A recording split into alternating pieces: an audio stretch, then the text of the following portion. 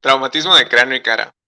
La clase de hoy está coordinada por Coronado Ortega Cristian Sebastián y Sandoval Telles Alejandra.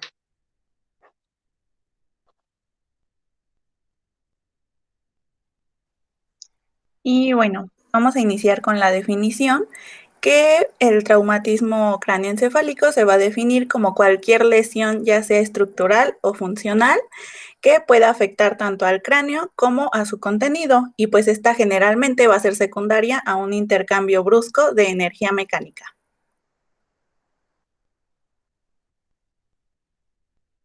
Para hablar de una clasificación útil del traumatismo cráneoencefálico, vamos a describirla por su mecanismo de producción, la incidencia de un impacto sobre la cabeza, y se puede clasificar por lesiones de impacto, que son aquellas que resultan del contacto con la cabeza con un objeto, entre las cuales encontramos lesiones de partes blandas, fracturas craneales, contusiones cerebrales, hematomas epidurales y hemorragias intraparenquimatosas, así como lesiones por aceleración-desaceleración, que son aquellas donde la cabeza se ve sometida a un movimiento brusco por una fuerza que ha sido aplicada sobre el tronco o el cuello. Aquí podemos encontrar la lesión axonal difusa, hematomas subdurales, hemorragia subaracnoidea y las contusiones por deslizamiento. A su vez, podemos clasificarlas acorde al momento en que se produce la lesión, entre las cuales tenemos las lesiones primarias, que son inmediatas tras el traumatismo, en las cuales se encuentran contusiones cerebrales, laceraciones cerebrales o una lesión axonal difusa, y las lesiones secundarias, que son de manera tardía en relación al tiempo, entre las cuales encontramos las hemorragias tanto intracraneales, subaracnoideas intraparenquimatosas y las intraventriculares, así como los hematomas epidural y subdural, el edema cerebral y la hiperemia cerebral traumática. Y bueno, en cuanto a la clasificación de Becker, vamos a tener 4 grados, en donde pues el primer grado o grado 1 se va a caracterizar por una pérdida del estado de alerta que va a durar menos de 5 minutos. El paciente se va a encontrar orientado, sin déficit neurológico, sin embargo, puede llegar a presentar cefalea, vértigo, náuseas e incluso llegar al vómito.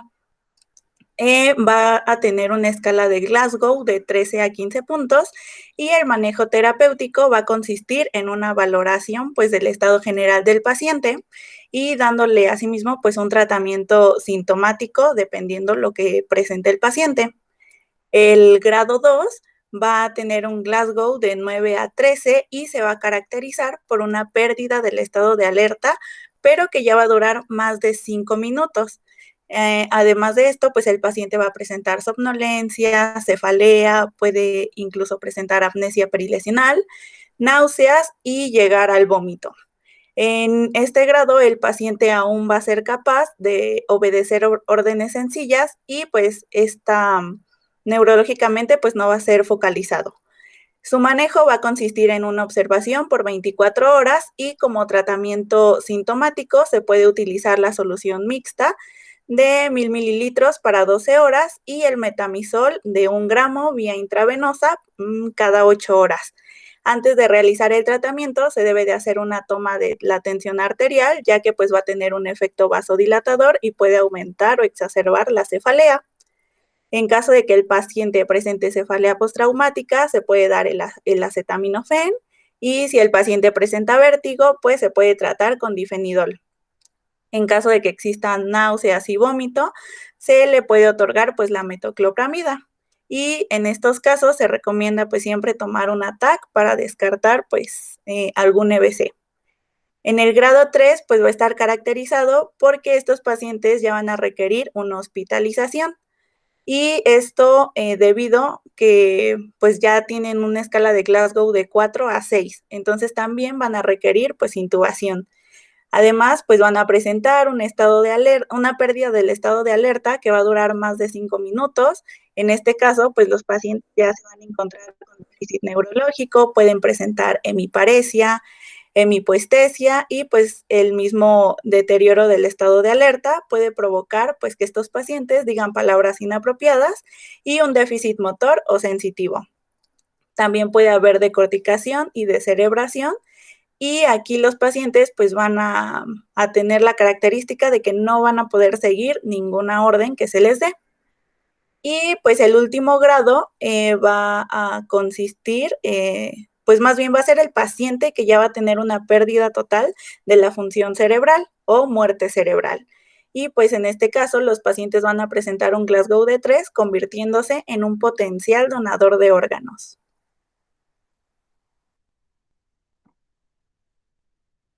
En lo que respecta a la escala de Glasgow, es una escala de aplicación neurológica que permite medir el nivel de conciencia de una persona utilizando 3 parámetros sencillos, los cuales son la respuesta motora, la respuesta verbal y la respuesta ocular. Esta escala se va a basar en una numeración en la cual el puntaje más bajo, que es de 3, y el puntaje más alto, que es de 15, nos permitirá establecer de manera sistemática e intervalos regulares el perfil clínico de un paciente postraumático. En este vamos a tener 3 estadios. El estadio leve o el traumatismo craneoencefálico leve va a pertenecer a un Glasgow de escala de 13 a 15 con una inconsciencia menor a 15 minutos, en el cual su riesgo de intubación es mínimo. En el trauma de tipo moderado tenemos un Glasgow de 9 a 12 con una inconsciencia mayor a 15 minutos y finalmente en el traumatismo de tipo grave el Glasgow es menor a 3 y posee un coma mayor a 6 horas. Dentro de la clínica podemos empezar a evaluar lo siguiente. Pues vamos a iniciar los signos o síntomas de alerta o de alarma que pues pueden llegar a provocar tanto un deterioro neurológico pues más grave o incluso la muerte. Y pues en este caso se debe observar a los pacientes por 72 horas y en caso de que el paciente sea anciano, se debe de seguir pues esta observación durante 7 días. Dentro de estos vamos a tener 18 puntos principales y vamos a tener dentro de estos puntos pues el dolor de cabeza severo que puede ir acompañado de vómito, los hematomas subdurales que pues nos pueden llegar a provocar una pérdida motora muscular o asimetría en la fuerza, pueden presentar mareo o vértigo constante que incluso puede llegar al vómito. Y otro signo pues muy importante es el vómito en proyectil, es decir, pues no va a haber antes de este vómito un arqueo previo. Los pacientes van a tener intolerancia a la vía oral, pueden llegar a presentar conductas extrañas, inusuales, incluso pues se van a presentar irritables y van a tener pues, van a decir palabras inapropiadas. También dentro de estos tenemos que puede haber midriasis y esto nos podría estar hablando de una probable herniación del uncus que pues nos pudiera estar afectando el tercer par craneal. Pueden tener apnesia tanto retrógrada como anterógrada, somnolencia con tendencia a tener sueño todo el tiempo y pues dormir de una forma profunda sin poder despertar. En caso de que el paciente sí pudiera despertar, pues ya no se consideraría un signo de alarma. También pues pérdida del estado de alerta, la pérdida pues de la fuerza muscular, que pues nos puede hablar de un déficit motor o un déficit sensitivo, la imposibilidad pues para seguir órdenes y pues vamos a tener también la rinorraquia, que pues es la salida de agua cristalina por la nariz o por los oídos. Los moretones, que pues generalmente se van a encontrar de manera retroauricular y pues nos hablaría de fracturas del piso medio de cráneo. También moretones alrededor de los ojos o lo que se conoce como ojos de mapache, que pues nos hablaría de fracturas del piso anterior del cráneo. En caso de los bebés, pues pueden llegar a presentar fontanela abombada y sería un signo de alarma. Y estos pacientes pueden llegar incluso a un déficit neurológico, hemiparesia, hemipoestesia y pues un deterioro del estado de alerta. Entonces, pues puede haber también una decorticación, una descerebración e incluso pueden llegar a presentar crisis convulsivas.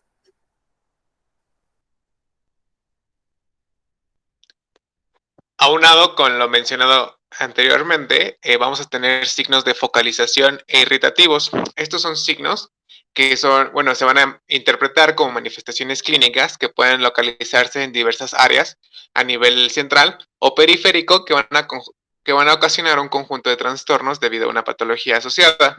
Dentro de los signos irritativos tenemos las cefaleas de carácter progresivo, asociado con náuseas o vómito, la rigidez de nuca, convulsiones y una agitación psicomotora. Dentro de los signos deficiarios, o también conocidos como de focalización, vamos a presentar las hemiplejías, hemiparesias, parálisis de pares craneales, la asimetría de reflejos osteotendinosos, la presencia o no de un Babinski positivo, afasia sensitiva y motora, anestesia o parestesia en un hemicuerpo, el deterioro progresivo del estado de conciencia, asociada con alteraciones pupilares, la decorticación y descerebración, así como alteraciones consecutivas del ritmo respiratorio.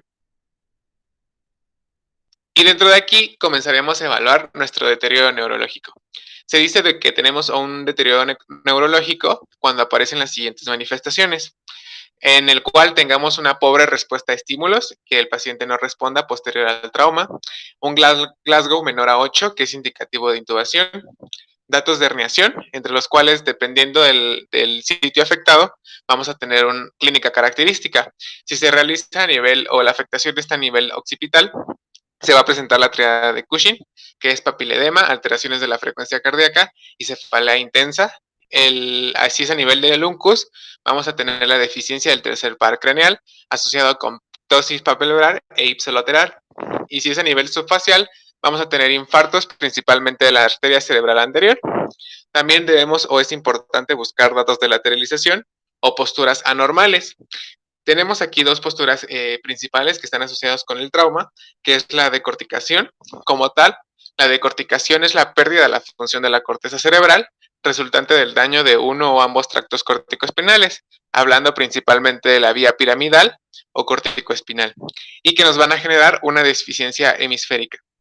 En esta, su postura va a ser una postura en extensión hipertónica del cuerpo, con flexión de las extremidades superiores a nivel de los codos y una aproximación de ambas manos rígidas a nivel del tórax. Si hablamos de la descerebración, en esta se refiere a la pérdida de la función o el resultado del daño en la parte superior del tallo cerebral a nivel del mesencéfalo o la protuberancia. Aquí su postura es una extensión hipertónica del cuerpo con flexión en extensión de las extremidades, que nos van a generar una pronación forzada y una flexión tónica en las muñecas. Y por último, aunque este no es específico, se habla del estupor. Nosotros como médicos debemos de evitar los términos ambiguos cuando hablamos de un paciente con daño cerebral, ya que esta no puede ser evaluada de manera clínica o con parámetros fiables. Por esto se utiliza la escala de Glasgow.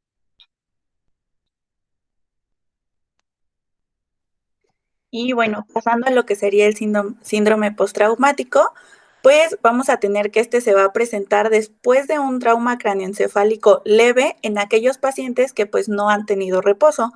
Puede durar de semanas a meses y suelen generar una incapacidad laboral.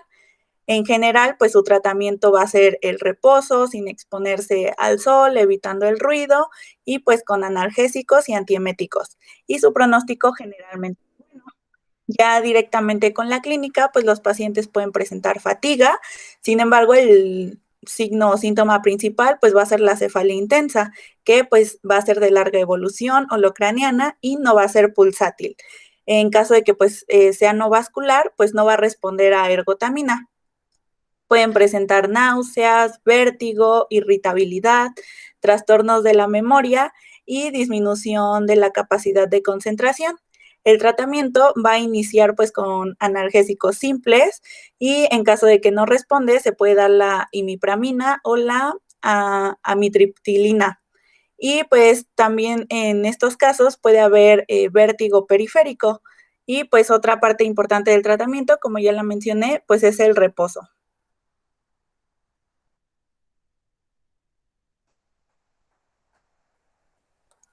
En caso del vértigo postraumático, este generalmente es de origen periférico, sin embargo, puede llegar a ser central. En caso de que sea central, puede ser secundario a un hematoma intracraneal o un edema cerebral a nivel pues de la fosa posterior. En estos pacientes, pues lo que van a presentar va a ser el mareo, las cefaleas, las náuseas e incluso pues llegar al vómito. Puede presentarse solo o puede formar parte del síndrome postraumático. Y para el tratamiento, pues se tiene que usar un frenador laberíntico, que pues en este caso sería el difenidol, que se puede dar una ampolleta vía intramuscular cada 8 horas o 25 miligramos cada 8 horas por vía oral. En caso de que el paciente presente náuseas o presente vómito, pues podemos hacer uso de la metoclopramida. Y en los niños se puede llegar a usar el difenidol, pero aquellos que sean mayores de 2 años.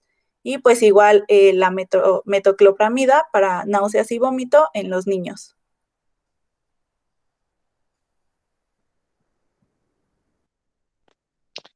Vamos a tener patrones respiratorios asociados con cada una de las identidades del traumatismo. Tenemos de las principales la respiración de Kussmaul o respiración neurogénica central, la cual se va a describir como lesiones tegmentarias de la zona central de la protuberancia alta, situadas justo por delante del acueducto o del cuarto ventríloco. Va a poseer una respiración rápida de 40 a 70 respiraciones por minuto, la cual va a ser profunda, regular y principalmente se va a asociar con acidosis metabólica, la cetoacidosis diabética y una RC descompensada. Dentro del chain Stokes, esta se va a decir que es una lesión diencefálica o hemisférica bilateral, en la cual se va a observar principalmente en procesos de decorticación, en la cual se va a caracterizar por poseer un periodo de hiperapnea con ascenso gradual del volumen corriente, que tras llegar a un máximo va a descender de forma gradual, siguiéndose un periodo de apnea o de hipoapnea. Dentro de las etiologías más comunes tenemos el coma, la hipoxia, la hemorragia cerebral y el traumatismo. Y vamos a tener a su vez la respiración de Biot o atáxica, que este es un signo de lesión del tronco cerebral inferior, que con frecuencia va a anunciar una muerte inminente. Se va a caracterizar por periodos de hiperapnea y apnea, y es común en el traumatismo y en la meningitis. Y por último, tenemos la respiración apneústica. Esta se va a decir que es una lesión a nivel de la protuberancia inferior o puente, y va a generar principalmente se va a localizar en la lesión dorsolateral de la porción inferior del tronco. Se va a caracterizar por poseer una fase inspiratoria prolongada de 10 a 15 segundos, la cual se va a presentar una apnea en expiración con una duración mayor de 30 segundos, y estas son indicativas de mal pronóstico. Otro síntoma o clínica asociada va a ser la apnesia. Esta se va a dividir en dos tipos, la retrógrada y la anterógrada. La retrógrada va a ser la incapacidad de recordar los eventos ocurridos antes de la lesión cerebral. En este tipo de amnesia, el paciente es capaz de reconocer los momentos previos al traumatismo. Sin embargo, conforme pasa el momento de lesión, va a ir olvidando detalles importantes como el mecanismo en el que se produció el accidente, las personas que estaban en contacto con él. Sin embargo, aquí su memoria va a estar conservada de eventos del pasado, hablándose de infancia o de eventos de días anteriores al traumatismo. Este va a depender del grado de gravedad que tenga el paciente. Y por otro lado, tenemos la amnesia anterógrada, que es una amnesia postraumática, en el cual va a haber un déficit de la memoria selectiva, donde se va a ver afectado el aprendizaje de nueva información. Es decir, el paciente va a tener un estado cognitivo aparentemente normal, que posterior a unos momentos después del accidente va a empezar a olvidar eventos que acaban de suceder. Por ejemplo, en una sala de hospital, olvida a quienes estuvieron con él, familiares o amigos, o las conversaciones. Posterior a esto, el paciente puede recordar brevemente algunos hechos asociados, y él puede describir totalmente todo lo sucedido durante el accidente, desde el mecanismo de acción, desde las personas con las que se encontraba, el traslado al hospital. Y tenemos síntomas asociados a traumatismo cráneoencefálico de diversas etiologías. Pues bueno, iniciando con lo que sería la hidrocefalia, vamos a tener que etimológicamente hablando, hidro pues nos significa agua y céfalo pues es cabeza, entonces es agua en la cabeza. Y pues ya más específicamente, pues va a ser un trastorno cuya principal característica es la acumulación excesiva de líquido dentro de las cavidades profundas del cerebro, que pues en este caso son los ventrículos. Y se va a ocasionar cuando hay un desequilibrio entre la formación y la reabsorción del líquido cefalorraquídeo. Dentro de este vamos a tener diversas causas que pues las vamos a dividir en tres grupos, que son las obstructivas o no comunicantes, las no obstructivas o comunicantes y otras. Que dentro de las obstructivas y no comunicantes, pues aquí va a existir una obstrucción de la libre circulación del líquido cefalorraquídeo. Puede ser en el sitio de producción o en el de reabsorción. Se puede dar por algún tumor o por algún coágulo, por algún traumatismo craneoencefálico o alguna alteración congénita, como lo sería la estenosis del acueducto de Silvio, que pues este acueducto lo que nos va a hacer es conectar al tercer con el cuarto ventrículo. Entonces, pues al obstruirse va a haber una acumulación de líquido, no va a poder drenarse. También la comunicante o no obstructiva, generalmente pues se puede dar tanto por una mala absorción como por una producción excesiva, que pues por una producción excesiva es muy raro que se dé y pues el líquido cefalorraquídeo se va a producir a una velocidad mayor que lo que se puede absorber. Y en el caso de la malabsorción, igual es un poco frecuente y por lo general esto se relaciona con una inflamación de los tejidos cerebrales, ya sea pues por una infección o por alguna lesión. Y pues se va a requerir de la implantación de una derivación ventriculoperitoneal del líquido cefalorraquídeo para poder drenar pues todo este líquido y que disminuya esta acumulación, ya que nos podría llevar a una hipertensión intracraneal. También vamos a tener la hidrocefalia ex vacuo, que pues va a ocurrir cuando hay daño en el cerebro ocasionado por una enfermedad cerebrovascular o alguna lesión traumática. En estos casos, pues puede haber una verdadera contracción, que pues sería una atrofia o una emaciación de lo que sería pues el tejido cerebral. Y la hidrocefalia de presión normal o hidrocefalia normotensiva, que ocurre generalmente en aquellas personas de mayor edad y está asociada con otras condiciones, como lo serían pues la pérdida de la memoria, la demencia, la incontinencia urinaria y pues una reducción general de pues su estilo de vida normal.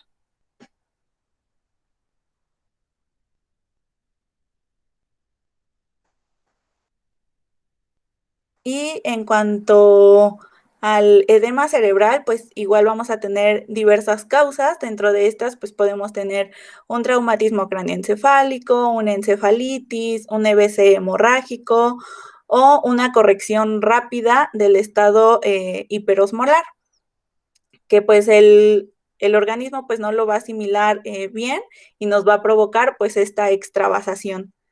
Y la vamos a clasificar en 3 grados, que sería leve, moderado y severo, dependiendo pues la sintomatología que se presente. En un grado leve, pues el paciente puede presentar náuseas, incluso vómito, que puede o no ser en proyectil, pero generalmente no es en proyectil. Y pues también va a estar acompañado de cefalea. En un grado moderado, van a ser los síntomas del grado leve más el vómito en proyectil y pues que exista la presencia de papiledema en el fondo de ojo. Y en el caso pues de los lactantes o de los bebés, pues que tengan una fontanela bombada. Y en un grado severo, pues los síntomas del grado moderado, más alteraciones pues en el nivel de conciencia, como lo sería pues estupor, puede haber datos de herniación y pues como ya lo vimos anteriormente en este déficit neurológico, pues la tríada de Cushing. Y bueno, para esto vamos a requerir el uso de una tomografía de cráneo que pues nos va a dar datos sugerentes pues de que existe este edema cerebral. La compresión del encéfalo pues va a ser secundaria a este edema cerebral y va a provocar pues ciertos cambios tomográficos. Estos cambios pueden presentarse ya sea de forma aislada o en conjunto, dependiendo pues el grado de edema que presente el paciente. vamos a tener que puede existir una poca diferenciación entre la sustancia blanca y la sustancia gris. Entonces, en la TAC, la sustancia blanca pues se va a ver gris y la sustancia gris se va a ver blanca. Generalmente, pues vamos a ver ahorita en el caso de un edema neurotóxico. También pues puede haber la desaparición o poca observación de los surcos y las fisuras. Va a haber una compresión pues de las cisternas de la base, compresión de los ventrículos laterales y puede haber también una desviación de la línea media, que en caso de que sea más de 0.5 centímetros o 5 milímetros se considera grave. Si la desviación de la línea media es mayor a 9 milímetros o 1 centímetro, va a ser grave y además va a tener riesgos de herniación y compresión de otras estructuras, que pues como lo vemos en estas imágenes, la parte que se ve blanquita pues es la presencia del edema y lo que hace pues es empujar las estructuras y comprimir pues los ventrículos. Y se va a clasificar de acuerdo pues a los hallazgos. Si únicamente presenta pues esta diferenciación de sustancia blanca y sustancia gris, se va a considerar leve. Si presenta la diferenciación, aparte hay desaparición o poca observación de los surcos y las fisuras y hay compresión de las cisternas de la base, se va a considerar moderado.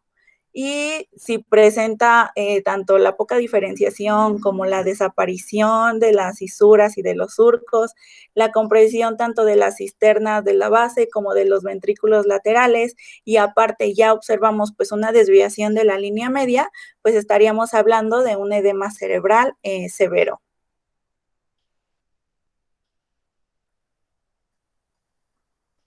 Y bueno, en cuanto a la clasificación, pues vamos a tener 4 grupos, que el primero pues es el edema cerebral vascular o vasogénico, que pues en la TAC generalmente pues se va a encontrar este borramiento de los surcos y pues esta diferenciación de la sustancia blanca y gris. Y se va a dar pues por un aumento de la permeabilidad de los vasos de la barrera hematoencefálica. Es decir, pues va a haber una alteración en esta barrera que pues nos va a provocar esta misma extravasación. Se va a producir edema intersticial o hidrostático, y pues bueno, el tratamiento generalmente en este tipo de edema cerebral es con diuréticos de asa como la furosemida y pues osmóticos, y pues medidas para disminuir la presión intracraneal, que pues también nos ayudaría a disminuir el edema cerebral. En cuanto al edema cerebral citotóxico, este también pues es un edema celular, que pues nos va a hablar de un aumento de líquido dentro de la célula, que pues nos va a provocar una lesión a la membrana celular, que va a llevar a la membrana, a la célula, pues a una hipoxia y una alteración pues en este intercambio iónico. Entonces, pues al final nos estaría provocando el mismo edema. Y en caso de este tipo de edema, el tratamiento pues va a ser con esteroides. Principalmente pues podemos hacer uso de la dexametasona. En caso del edema cerebral neurotóxico, pues este va a ser un edema neuronal que nos va a llevar a una neurotoxicidad e incluso pues una disfunción neuronal.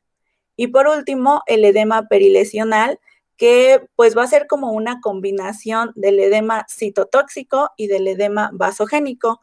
Y este generalmente se va a producir o lo vamos a poder observar alrededor de un hematoma, una hemorragia o una zona de infarto.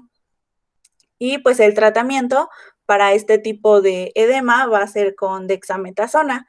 Sin embargo, pues también se puede hacer el uso de la furosemida, que pues es el más utilizado pues para disminuir este tipo de edemas en general de todos. Otra condición asociada es la vasodilatación cerebral, la cual nos vamos a referir que es un proceso en el cual va a haber una hiperperfusión cerebral con aumento del flujo sanguíneo cerebral, y el aumento consiguiente de la presión intracraneal. Este puede ser determinado por tres causas principales, que son los periodos de hipoxemia, hipocapnia e hipercapnia. Dentro de la hipoxemia se va a decir que es una vasodilatación que nos va a aumentar o que va a generar el aumento del flujo sanguíneo a nivel cerebral con la proliferación de sustancias inflamatorias. Estas sustancias inflamatorias nos van a generar un edema vasogénico que a su vez van a aumentar la permeabilidad de la barrera hematoencefálica.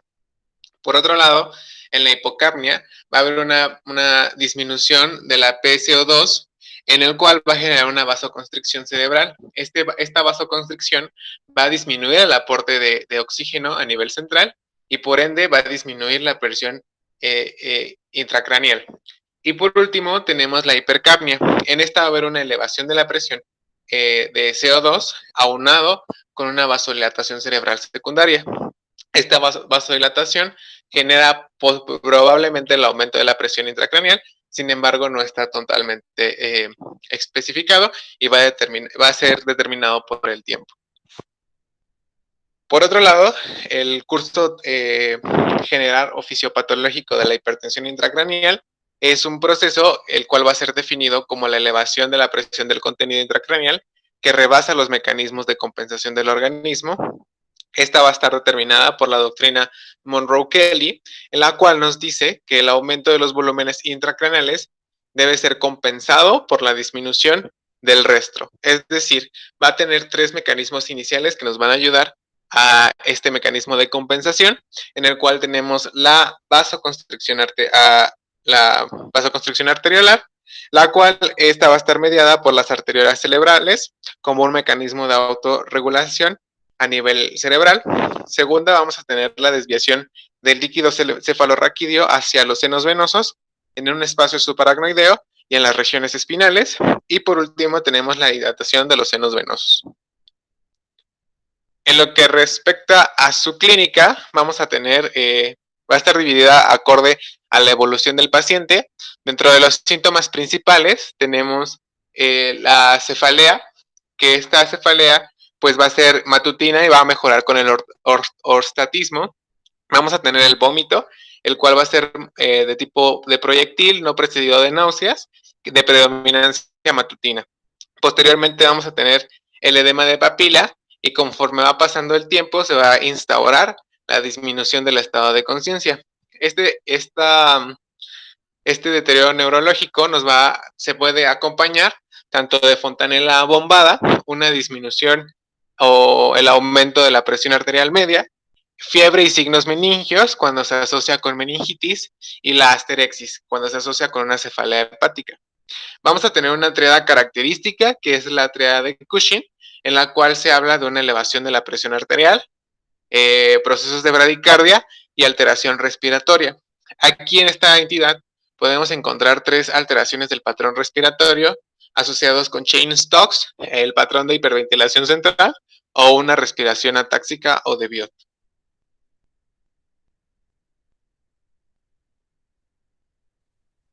Y bueno, también se puede presentar asociado a la hipertensión intracraneal, pues una herniación, ya que pues el aumento focal o difuso de esta presión intracraneal puede producir las herniaciones cerebrales en múltiples localizaciones. Y pues vamos a tener 4 tipos de herniación, que pues el tipo es la herniación del cíngulo, que se va a dar por debajo del laus del cerebro. La segunda herniación, que pues es una herniación diencefálica con descenso del tallo encefálico, que se conoce como hernia central o herniación central. La herniación transtentorial, que es sobre pues la tienda del cerebelo, del uncus, y la última, pues la herniación amigdalina, que pues es a través del agujero occipital. Y pues las más frecuentes son las del uncus, la subfacial y la del foramen magno. Y lo que pasa, pues es que a nivel del ungus y del cíngulo, las características anatómicas y pues la laxitud que tiene este tejido van a favorecer a que estas hernias pues se produzcan ahí.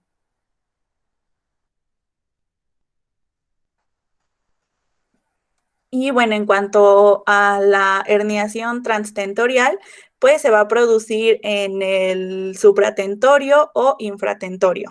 Entonces vamos a tener que esta hernia puede ser del uncus y se va a producir al protuir el uncus del lóbulo temporal hacia la porción medial. Esta va a ser una hernia específica pues de esta área y pues nos puede dar el síndrome de hernia transtentorial y otros datos específicos de la herniación, como pues serían las alteraciones del tercer par craneal y pues la compresión del pedúnculo cerebral. Dentro de los datos clínicos, en caso de que exista pues la compresión del tercer par craneal, pues vamos a tener una parálisis simpática ipsilateral de la pupila. Acompañado a esto, pues vamos a tener midriasis con pupila fija e hiporreactiva, que pues incluso lo podemos ver como anisocoria o una ptosis palpebral ipsilateral. En cuanto a la clínica de este tercer par, pues vamos a tener que es progresiva, lo cual pues vamos a tener que primero va a aparecer como una midriasis refléctica. Posterior a esto se va a volver una midriasis arrefléctica o lo que se conoce como pupila de Hutchinson. Y pues por esto va a haber un compromiso de todos los músculos extraoculares que pues van a ser dependientes de este nervio. En caso de que exista una compresión del pedúnculo cerebral, se puede presentar hemiparesia contralateral y pues clínicamente podemos ver los datos de lo que sería pues un paciente con EBC. En caso de que se comprima pues la salida de la arteria cerebral posterior, vamos a tener que la isquemia de esta arteria se va a manifestar como un infarto de tipo vascular cerebral. Y pues a nivel del uncus van a existir dos arterias susceptibles que pueden ser comprimidas por una hernia uncal, que es tanto la arteria cerebral posterior como la arteria coroidea anterior. Y esta compresión de estas arterias pues puede provocar infartos cerebrales en el lóbulo occipital. Y pues este infarto cerebral posterior se va a presentar posteriormente con una hemiparesia contralateral al lado de la lesión y una hemianopsia homónima. En caso de que esta hernia pues siga creciendo o siga progresando, va a comprimir al tallo y a la sustancia reticular. Entonces, este compromiso o esta compresión nos va a llevar a un deterioro o una alteración en el estado de conciencia, una descerebración y pues datos de compresión del tallo, que como ya lo hemos visto, es la tríada de Cushing.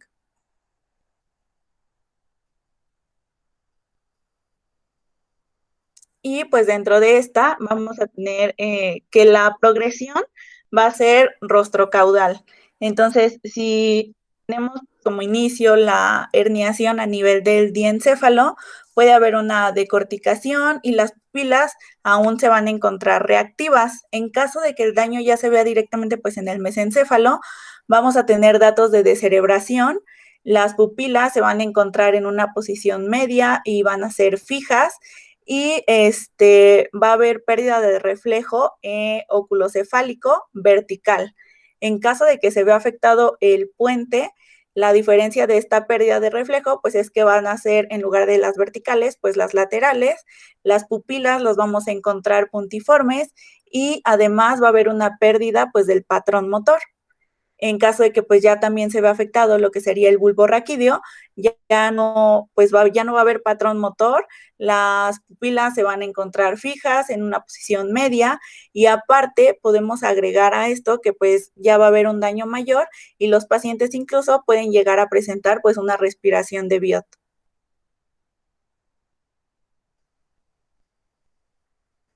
En el caso de la herniación supratentorial, vamos a tener que esta se puede determinar como una subfacial o supracallosa, que pues subfacial significa que está pues por debajo de la hoz o la herniación puede estar por arriba del cuerpo calloso, dependiendo pues la referencia anatómica que se tome. Y bueno, pues dentro de esta generalmente vamos a tener que son asintomáticas, pero pueden llegar a producir infartos cerebrales al ocasionar alguna compresión. Es decir, pues dependiendo del tamaño de esta herniación, Si es muy grande y puede comprimir alguna arteria, pues nos va a llevar a datos pues de infartos por esta misma falta de irrigación al tejido. Y pues puede haber desplazamiento de la arteria cerebral anterior con pues sus ramas distales y de la vena cerebral interna. En cuanto a la hernia central, pues esta va a ser un desplazamiento caudal del diencéfalo y del mesencéfalo a través pues de este agujero del tentorio. Este desplazamiento puede ser, va a ser de diferente magnitud, que incluso puede llegar a lesionar pues el tallo de la hipófisis y pues nos va a producir alteraciones de la conciencia. En caso de la infratentorial, que pues es la hernia que se va a encontrar por abajo del tentorio, esta puede presentar como una hernia a través del agujero occipital o del foramen magno, también pues llamado hernia amigdalina o hernia tonsilar, y pues se va a dar por una compresión del tallo y entonces estos pacientes pues van a presentar esta descompensación cardiorrespiratoria, trastornos del sensorio, además pues pueden llegar a presentar rigidez de descerebración y opistótonos. Y pues cuando hay una compresión del tallo por herniación de estas amígdalas cerebrales a través del foramen magnum, también se va a comprimir el bulbo. Entonces, en este caso ya tendríamos lo que sería la tríada de Cushing, que pues es la hipertensión arterial, la bradicardia y bradipnea y pues las alteraciones respiratorias. Algo muy importante es que una herniación uncal, ya sea temporal o amigdalina, va a ser una emergencia médica, ya que pues si no se actúa a tiempo, el paciente puede morir o puede quedar con alguna secuela grave. Y pues en estos casos es peligroso realizar punciones lumbares, ya que pues al sacar o hacer esta extracción del líquido cefalorraquídeo, va a disminuir la presión baja en el tentorio o en el foramen magno, con lo que pues podría aumentar esta herniación.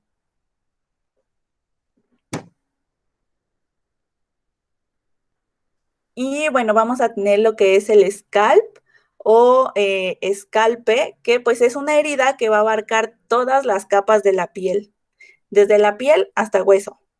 Y pues generalmente la piel cabelluda va a ser muy resistente a infecciones, pero únicamente en caso de que el paciente pues se encuentre inmunológicamente estable.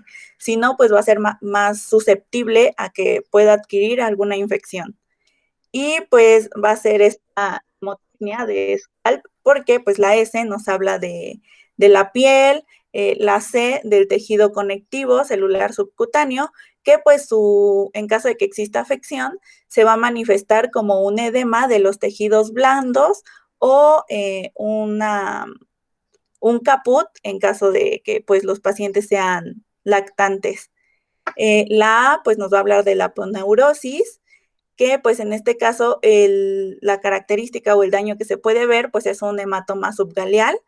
La L, que pues nos habla del tejido laxo aponeurótico, y la P del periósteo, que la afección que se puede presentar a este nivel, pues principalmente son los hematomas subperiósticos o los cefalohematomas.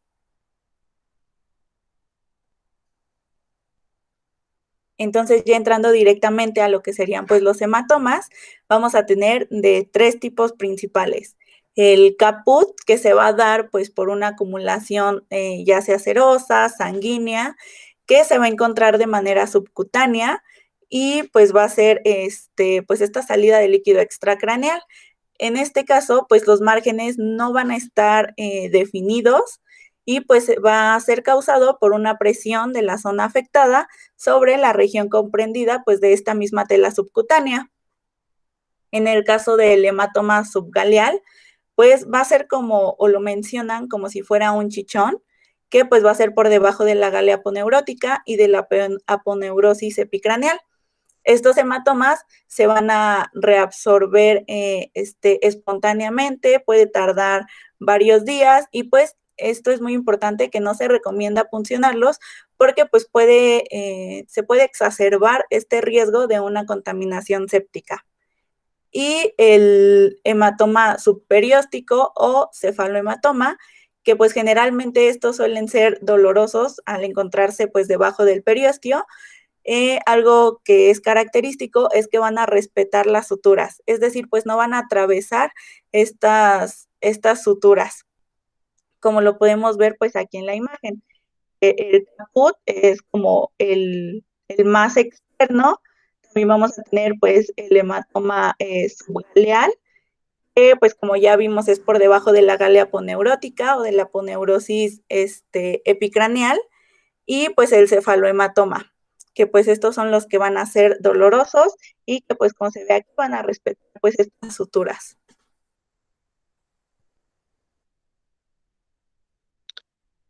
Tenemos también el proceso de conmoción, que se dice que es una alteración postraumática inmediatamente a las funciones cerebrales. En esta se van a presentar principalmente la pérdida del estado de alerta. Vamos a tener de que es una alteración de pocos minutos con una reversibilidad de su cuadro de manera fisiológica, en el cual no va a haber afección mayor. Su sintomatología, que puede estar presente o no, es una cefalea de tipo asociada con al nivel del trauma. Esta puede ser de pocos minutos. El vértigo postraumático y la confusión mental. Se dice que casi la mayoría de los pacientes que surgen un evento traumático presentan una conmoción de tipo fisiológico que le va a permitir o le cuesta identificar el proceso asociado con el trauma. Su manejo es relativamente sencillo, se le va a realizar observación de 4 a 6 horas a nivel hospitalario, buscando un estado o una evaluación diagnóstica propia para descartar alteraciones a nivel central. Si el paciente no presenta otro tipo de sintomatología, se le va a dar la alta hospitalaria, en la cual algún paciente, un familiar del paciente va a revisar la vigilancia del mismo durante las próximas horas para evitar o identificar la presencia de signos irritativos o de focalización que nos indiquen una patología adyacente, ¿no? Y de ahí nos va a partir el esquema de abordaje diagnóstico. Otro término similar es la contusión. La contusión es una hemorragia en la cresta de las circunvoluciones y sustancia blanca subcortical por una ruptura de las capilares y venas tras un impacto. Esta a nivel del ataque se va a observar como una lesión redondeada o elíptica con edema perilesional y efecto en masa. Los síntomas que pueden estar asociados es la pérdida de la conciencia, igual, dependiente del grado del traumatismo. La duración puede ser de horas a días y vamos a tener la presencia o no de signos de focalización y o irritativos, los cuales van a marcar la pauta terapéutica. Por último, vamos a tener el edema cerebral en la región del contragolpe y hemorragias cerebrales. El tipo de hemorragia puede ser, dependiendo igual el grado, y esta nos puede determinar otro tipo de clínica que se verá más adelante.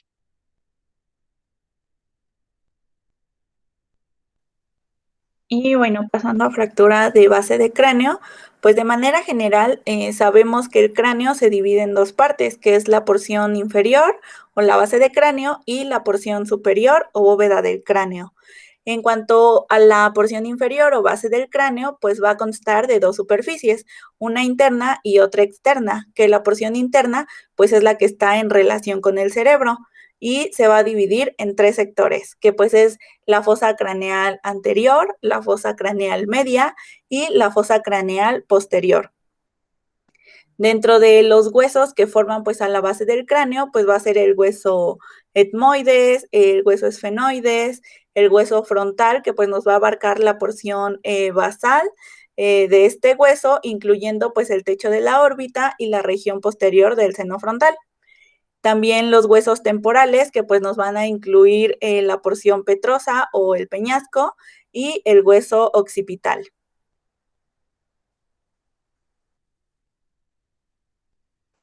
Y bueno, dentro de la clínica de estas fracturas de la base de cráneo, pues vamos a encontrar signos que al momento de la exploración nosotros podemos identificar y ya pues determinar en qué región de la base de cráneo pues está esta fractura.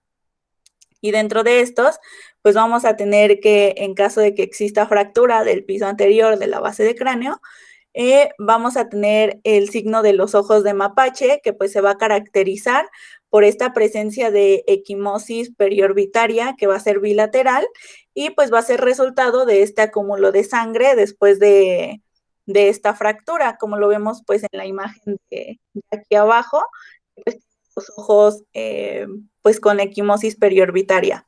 También vamos a tener dentro de esta la rinorraquia, que pues es la salida del líquido cefalorraquídeo, que tanto puede ser por la nariz como por los oídos, y pues es ocasionada por una fractura que involucra la lámina cribosa del etmoides.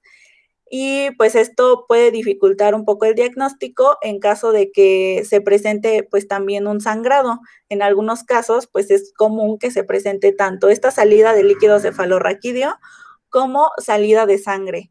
Entonces esto puede ser como una dificultad al momento de realizar el diagnóstico. Y en cuanto a las fracturas del piso medio, pues vamos a tener el signo de batalla que fue descrito por William Henry y se refiere a una equimosis retroauricular sobre el huesito pues mastoides, que nos va a indicar pues la fractura de la base media del cráneo. Este signo aparece generalmente de 1 a 3 días después de que ocurre pues esta fractura. También vamos a tener el hemotímpano, que suele ser detectado por otoscopía y se va a caracterizar pues por la presencia de sangre dentro de la cavidad del oído medio y pues puede haber equimosis de la membrana timpánica y se va a presentar generalmente en las primeras horas después de que se dio pues esta fractura o esta lesión. Y en cuanto a las fracturas de la fosa posterior, pues van a ser las menos frecuentes y las menos diagnosticadas, ya que pues en esta porción de la base de cráneo, pues vamos a tener, gracias a las capas musculares y pues a la posición, va a ser como un factor protector para que no se den tantas lesiones a este nivel. Sin embargo, pues se pueden presentar equimosis en el velo del paladar. Y en cuanto a la alteración pues de los nervios, puede haber lesiones en caso de que se presente la fractura en la fosa craneal anterior, puede haber lesiones tanto del nervio olfatorio como del nervio óptico. Y también se pueden formar fístulas de líquido cefalorraquídeo en pacientes que presentaron alguna perforación de la lámina cribosa por alguna cuestión no traumática, como lo sería pues una cirugía. En el caso de la fractura del piso medio, aquí puede haber lesiones del nervio facial o del nervio vestíbulo coclear. Y en cuanto a las fracturas de la fosa posterior, pues se van a caracterizar por lesiones de los pares craneales bajos, que pues serían del par 9 hasta el par 12. Pero en general, pues no hay signos específicos para este tipo de fractura.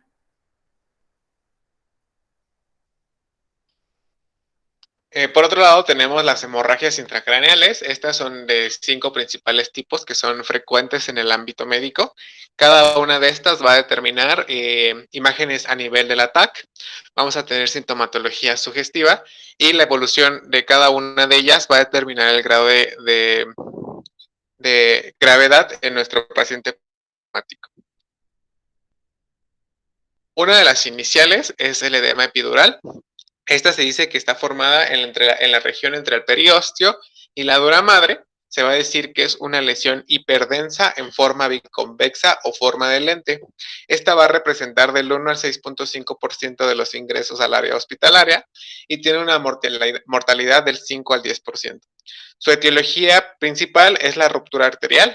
En el 85% de los casos va a afectar más frecuentemente a la región temporal, especialmente a la arteria meningia media.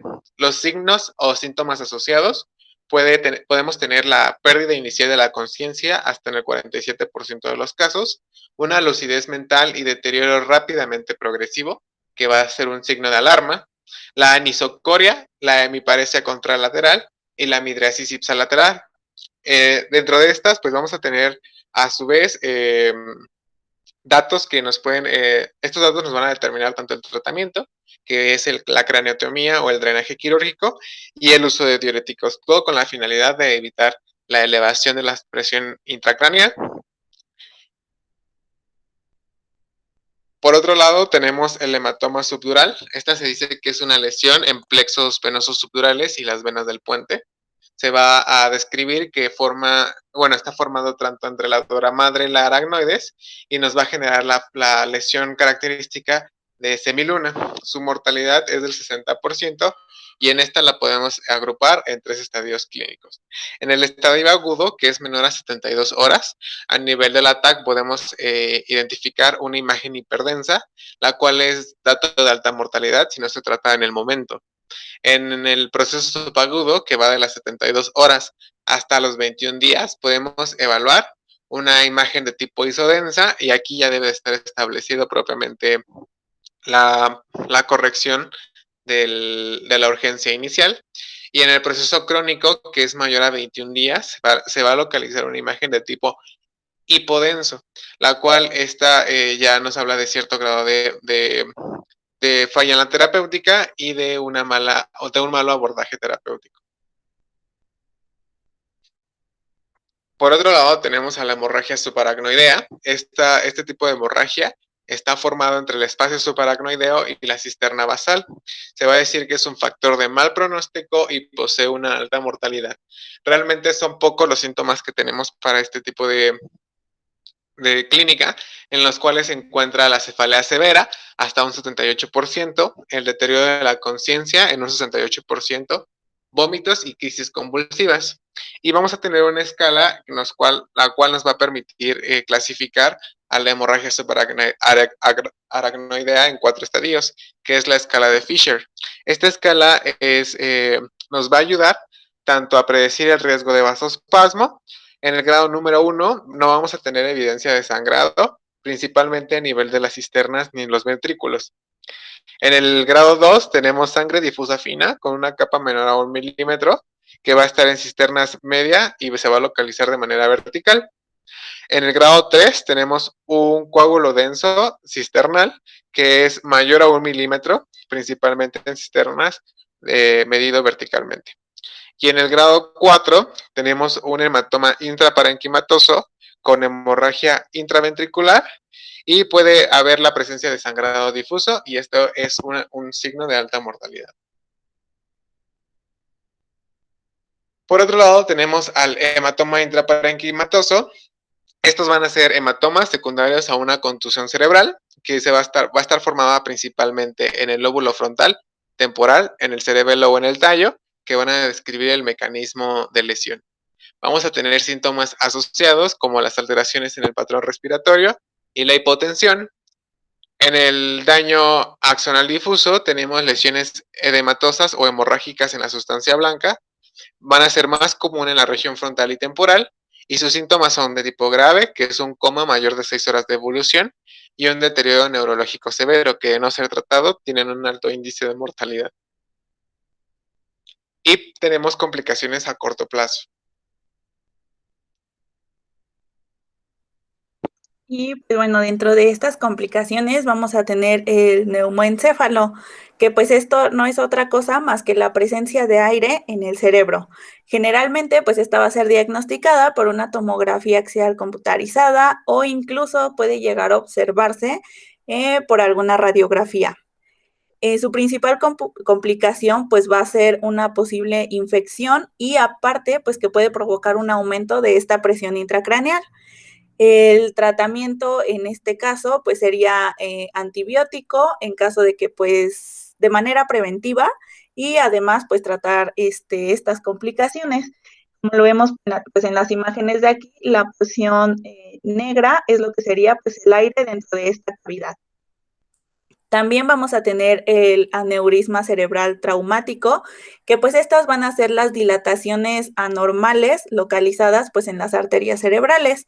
Van a representar menos del 1% y generalmente pues se van a tratar de pseudoneurismas, ya que pues parte de su estructura va a ser tejido cerebral. En la actualidad, pues se considera que los aneurismas van a ser el resultado de un déficit congénito de la capa muscular de estas arterias cerebrales, al que pues se agrega en etapas postnatales estos cambios histológicos, aparte que pues va a haber degeneración de esta pared arterial, y entonces pues nos va a hacer pues más susceptibles a que se presenten estos aneurismas. En caso de que pues no exista ruptura de estos aneurismas, generalmente suelen ser asintomáticos y pues raras veces pueden llegar a comprimir alguna estructura adyacente o pueden producir algún tipo de cefalea o proceso embólico. En cuanto a su tratamiento, pues van a requerir forzosamente un tratamiento quirúrgico, siempre y cuando pues puedan ser diagnosticados, si no, pues no se va a poder realizar el tratamiento.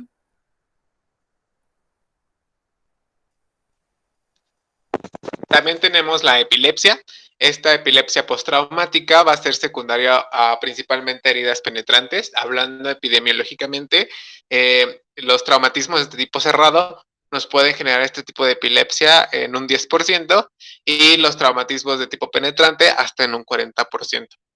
Esto va a aparecer de 6 a 2 años post lesión, en la cual se va a caracterizar por episodios agudos,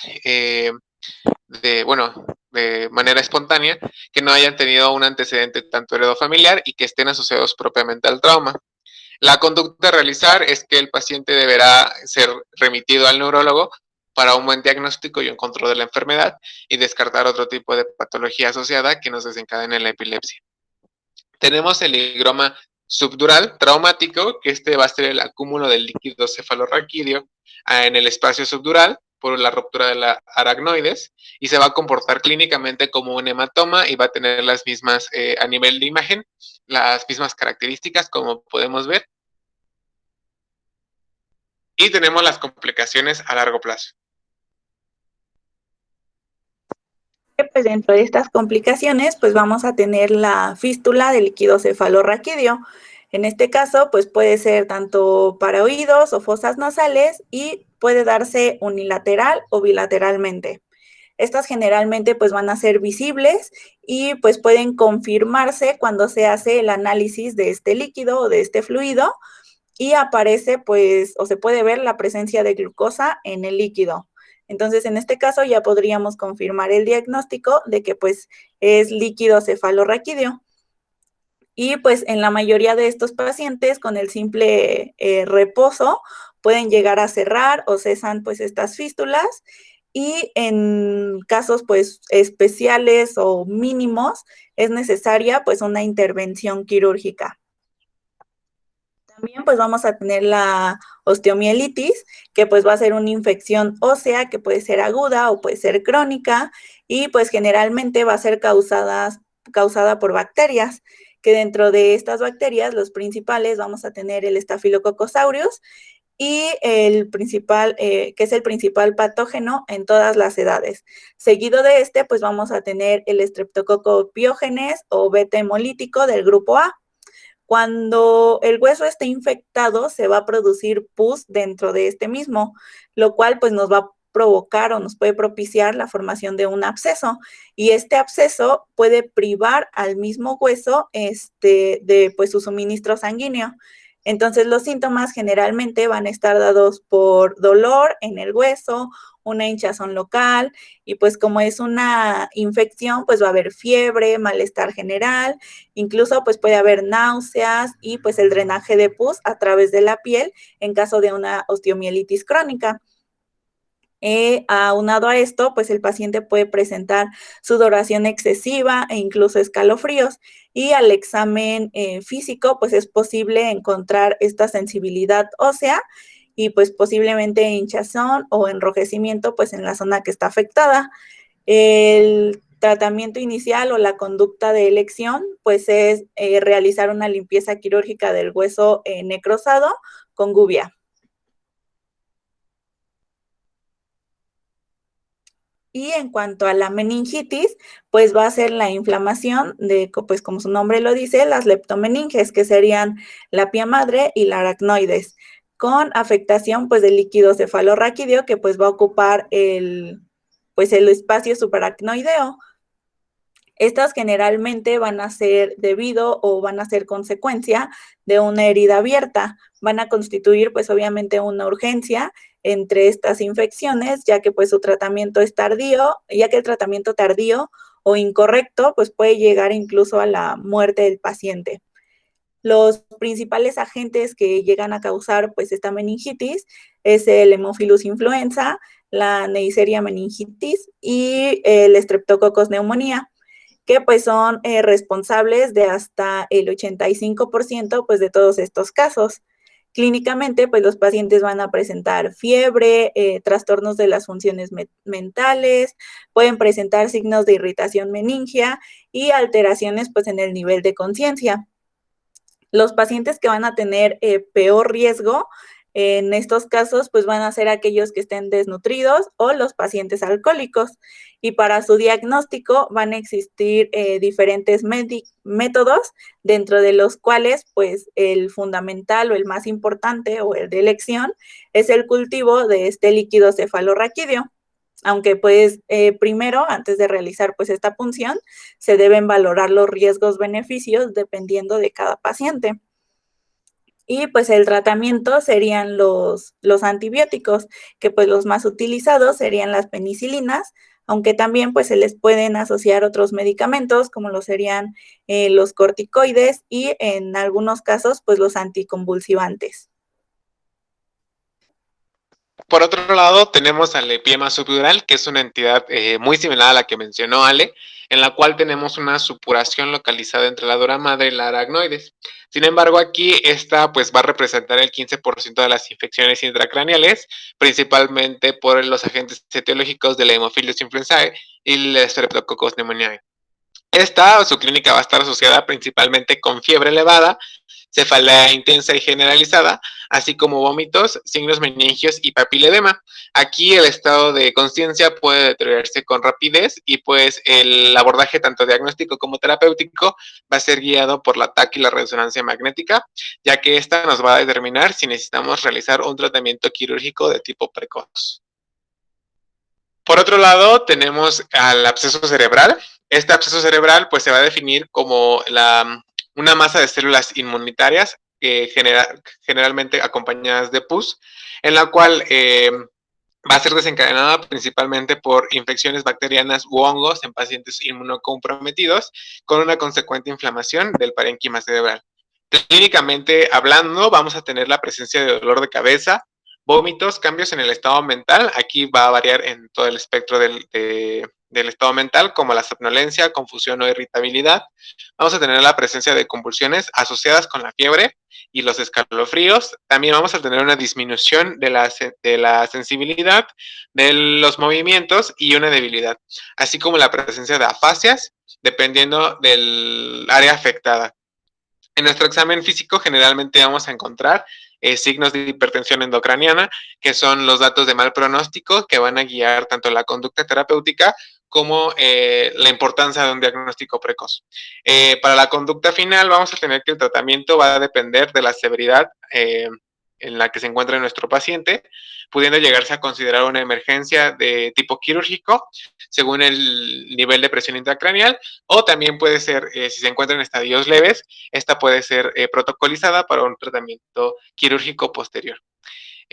Otras complicaciones de este tipo vamos a tener las hemorragias subaracnoideas, la hemorragia intraventricular, la isquemia cerebral, la hidrocefalia y las lesiones de los pares craneales que se han mencionado con anterioridad.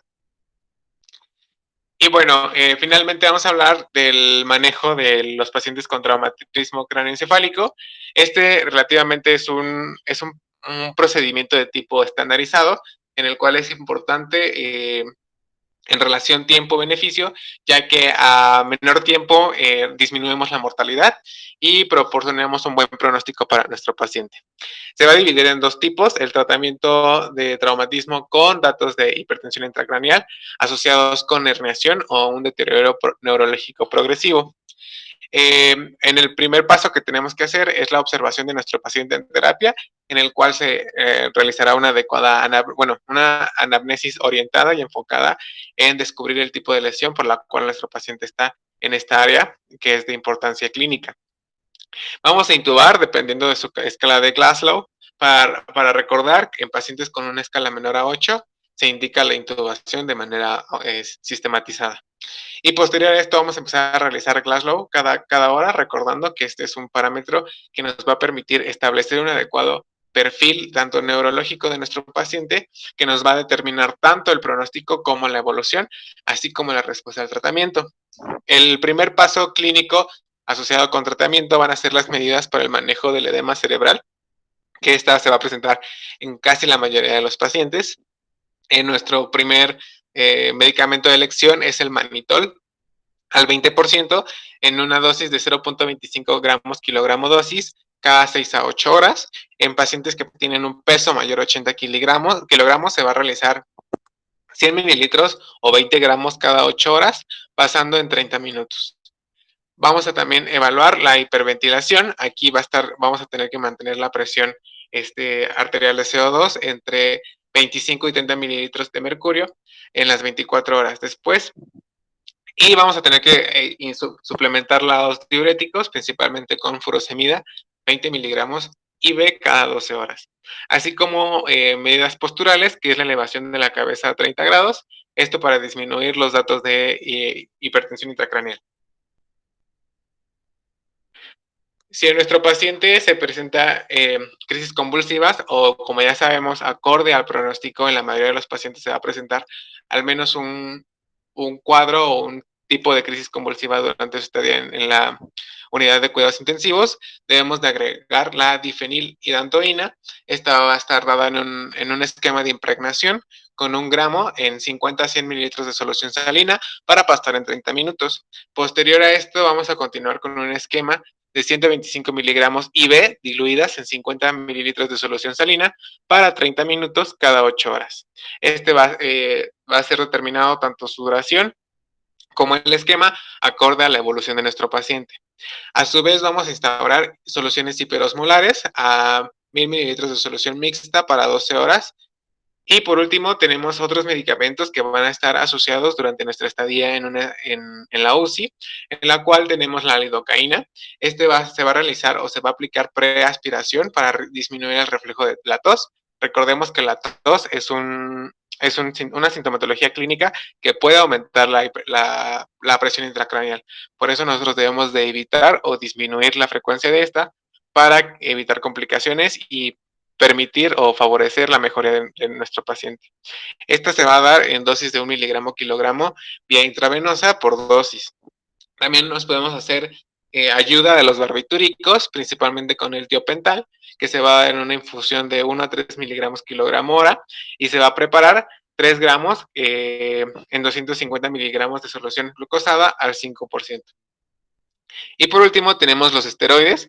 Estos se van a aplicar cuando tenemos edema perilesional, en la cual se va a dar en un esquema de impregnación con dexametasona de 16 miligramos intravenosa y un esquema de continuación que van a ser 8 miligramos IV cada 8 horas. Y por último, tenemos el tratamiento del traumatismo craneoencefálico cuando no hay datos de herniación ni datos de hipertensión intracraneal.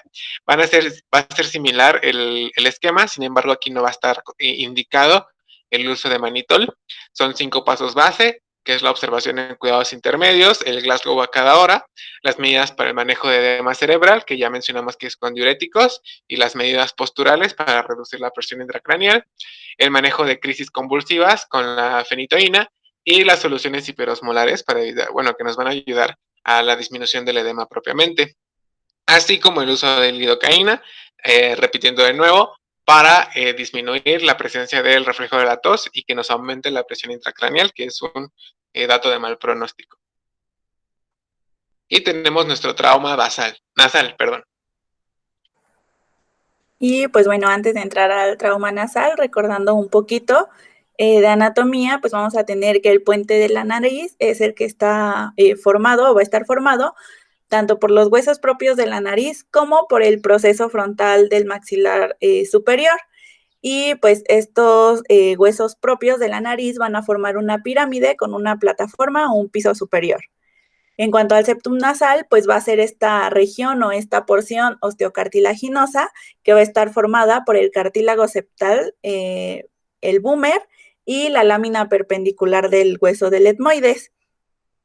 Y en cuanto al hueso etmoides, pues nos va a formar parte tanto del suelo de la fosa del cráneo, como ya lo vimos, y aparte va a participar en el macizo facial, que pues sería la cavidad nasal y pues llegar también incluso a formar parte de lo que serían las órbitas.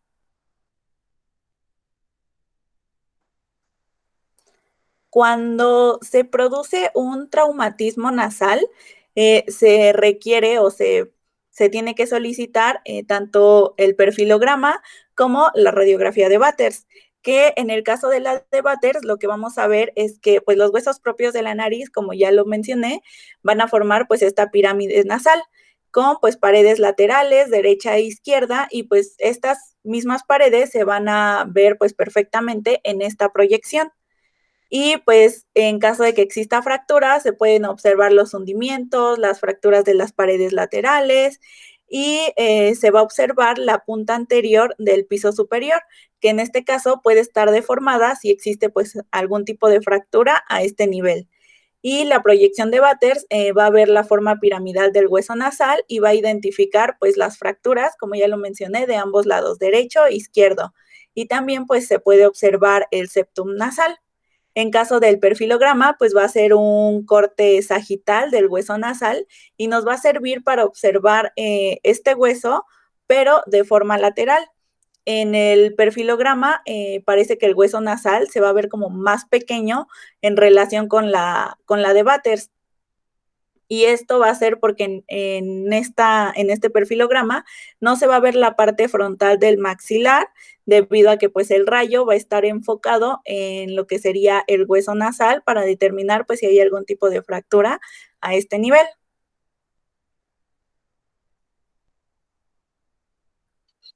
En lo que respecta al trauma de cara, vamos a recordar un poquito la anatomía. Vamos a decir que el hueso malar o hueso cigomático se va a articular con tres apófisis principalmente: la apófisis cigomática, la cigomática del frontal, la cigomática del axilar y la cigomática del temporal. La apófisis cigomática del temporal va a formar un arco cigomático al articular con el hueso malar o cigomático, en el cual vamos a poder nosotros clínicamente identificarlo o anatómicamente como los pómulos. Y tenemos el arco cigomático. Este se va a formar de la unión de la apófisis cigomática del hueso temporal y la articulación de la apófisis malar, ubicada a un lado de las fosas orbitarias. Conociendo esta anatomía base, podemos entrar un poquito a lo que es el trauma de cara. Para esto, nosotros, que cuando se nos presenta un paciente con este tipo de trauma, tenemos la clasificación de Lefort. Esta clasificación consta de 3 estadios que nos va a indicar el tipo de mecanismo con el cual se produjo la lesión y pues un poquito el abordaje terapéutico. En el Lefort tipo 1 tenemos una fractura transversa del maxilar por encima de los ápices dentarios, que incluye todo el proceso dentoalveolar del maxilar, la bóveda palatina y el proceso pterigoideo. En Lefort tipo 2 tenemos o va a incluir el complejo formado por la unión de los dos maxilares. Se va a iniciar a nivel de la región ósea, situada por encima de los ápices de los molares, y se va a extender por toda la sutura pterigomaxilar a la unión cigomatiolar, en el cual consiste en la parte media de la órbita hasta la unión nasofrontal para seguir con el lado contralateral. Y en Lefort tipo 3, esta va a corresponder a la disyunción total craneofacial, que este es de tipo grave. Nosotros, para hacer un abordaje diagnóstico, debemos de buscar la simetría y deformidad inicial. Esta se va a realizar recordando que al hablar de nivel de las facies debe ser bilateral y de manera comparativa. Vamos a realizar una palpación del esqueleto craneofacial siguiendo las referencias anatómicas de Lefort. Vamos a valorar el nervio facial, ya sabemos que es la exploración neurológica inicial, la sensibilidad en las distribuciones a nivel del nervio supratroclear, el supraorbitario y el infraorbitario. Vamos a realizar una inspección intranasal buscando hematomas septales o algún tipo de obstrucción que nos pueda complicar nuestro pronóstico para nuestro paciente asociado con el traumatismo. Vamos a generar un examen oftalmológico detallado principalmente para evaluar si hay un atrapamiento de músculos extraoculares o la deficiencia de un nervio óptico y los procesos de maloclusión que son comunes en este tipo de patología. Y bueno, esto sería todo por parte de nuestro equipo.